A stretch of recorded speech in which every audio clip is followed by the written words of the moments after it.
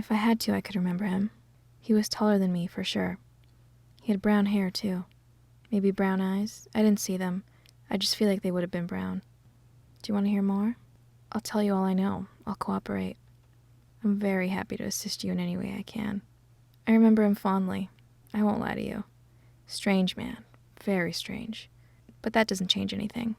We're all a bit strange, aren't we, Officer? I'm sorry, I didn't catch your name. Well, Officer Meekings. He bought me flowers once, sent them to my address via courier. He wasn't impressed, delivering me something reminiscent of a puddle in a cone, like a child who ordered ice cream they wouldn't eat. The small bouquet of lilies had died so long ago that their leaves had drooped and dripped into a mush at the bottom of the wrapping paper cone they came in. I was left with a bouquet of sharp stem knives floating in their own decay. The courier handed them over and quickly ran. I'd say track him down, maybe he saw him. But you and I both know he wouldn't have made that mistake. It would have been a phone call or anonymous message with a big tip. Even if it was a phone call, he would have used a public payphone, miles away from security cameras before you even think about it. I still can't believe I kept them in a vase. For weeks, I left them in a vase. I didn't bother with water. I let the stems slowly bubble in the acid of their heads. I realized that's clearly what he was going for. I saw them on the news. Is it true what they say? A tailored suit is too common to even bother tracking down, officer. I met him in the field, you know the one. He was standing there under moonlight, all in pitch black, his shoes smooth-bottomed, leaving no identifying footprints. The rest of him faded into black apart from the top of his head, light brown, at least in the low light. He spoke softly to me. I thought he might. He had a weakness for me, a fondness. Lord only knows why. I know I don't suit the scheme he was going for. If I am correct, if the news, I should say, is correct, they were all under 18, pale, ginger girls, were they not? So clearly, I wasn't his type. What did you say your name was again? I went to school with the Meekings. Connor Meekings. Not the same Meekings, I'm sure. Unless he ventured over from the States, too. Although I could see him in your shoes, officer. Joined the cadets, if memory serves me right. Do you mind if I smoke? Got a light? It was midnight. Close enough, too. He wanted to meet late. Stay hidden in the dark, I suppose. You know the field that has that woodland in the back? Over the mound.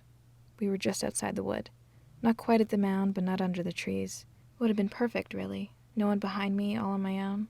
He could have grabbed me there, dragged me into the woods. I could have screamed, but who else than my own self would have heard me? I bet he had something on him, too. A spade or thick branch stowed away.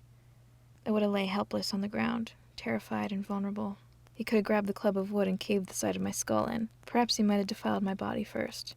Or maybe he liked it after. I guess I wouldn't be able to fight back after, huh? He could have left me there to rot. No, that's too slow. He would have burnt me. No, acid. Melt me away like the Wicked Witch of the West. Clearly he didn't. Makes you wonder, right? Why not? He had every opportunity. Probably even had too many opportunities. I was aroused, Officer Meekings. I don't know about you, but it's not every day that a serial killer sends you a personal invite to chat. It was thrilling when I saw the note under my door. This small scrunched-up newspaper with rings around words.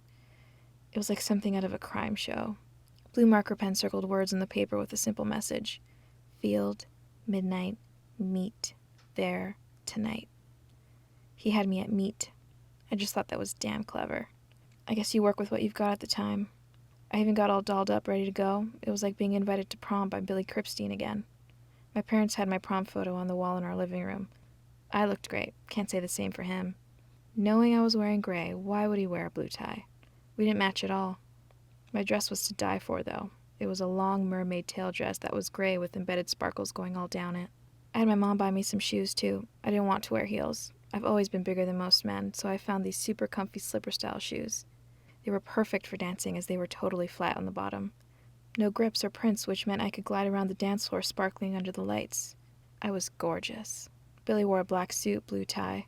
Thankfully, he basically picked me up, gave me a free ride in the horse-drawn carriage I asked for, then I went and danced with my girlfriends. Got some lovely photos of me in the carriage, though. And that's what it's all about, really. Prom, isn't it? The photos and the memories. I wore a dress that night in the field. A red cocktail. I still sparkled under the moonlight. A leather jacket over the top completed the look, too. Faux, of course. There was something too tantalizing about it all. It wasn't real. Little old me heading out at night to go meet a mass murderer who had the hots for me? You've got to admit, there's something sexy about it. I'll be honest with you, officer. I like you. I think there's something real special about you, so I'll let you in on a small little secret. It's a great story, isn't it? Mysterious man in the fields hunting down young women and boiling their bodies in the woods. It's already been making the headlines, and you're no closer to catching him. Until you met me, I'm the closest lead you have on him. I'm the one he led away. You'd love to know why, wouldn't you? I mean, not for your job, I can see it in your eyes. You're desperate to know why. How about you and I discuss this over a drink, maybe? I mean, I'm not under arrest, am I? I can leave whenever I want, and if you happen to meet me around 10:30 at the Palm... The Palm? I was told it's what you locals call the pomegranate tree. You know, the bar? Yeah, that's the one. The one near the field. Romantic, eh? We can go for a drink, maybe a few. Head on out for a midnight walk after. I'll show you where you took me. I'll show you where you stood, where you stared right at me, where you hid all those bodies. You'd like that, wouldn't you, Officer Meekings? What's your first name? Tom? Tom. Do you want me? Do you want me to take you, Tom? Did I say I knew where he hid the bodies? I'm sure you have me mistaken. He boiled them up, didn't he? Let their dust float away in the wind. You probably coughed up a victim a few days later, Tom. Besides, even if he had hidden their bodies someplace, there wouldn't be anything left, and it would probably be very incriminating evidence, wouldn't you think? Why don't we talk more about this at the Palm tonight? I'll wear my dress for you. I'll wear the one I wore. I'll even get you a drink. I don't see why a girl can't treat a handsome man like you. Not that you're really my type, Tom. I normally go for a ginger. See you around, officer.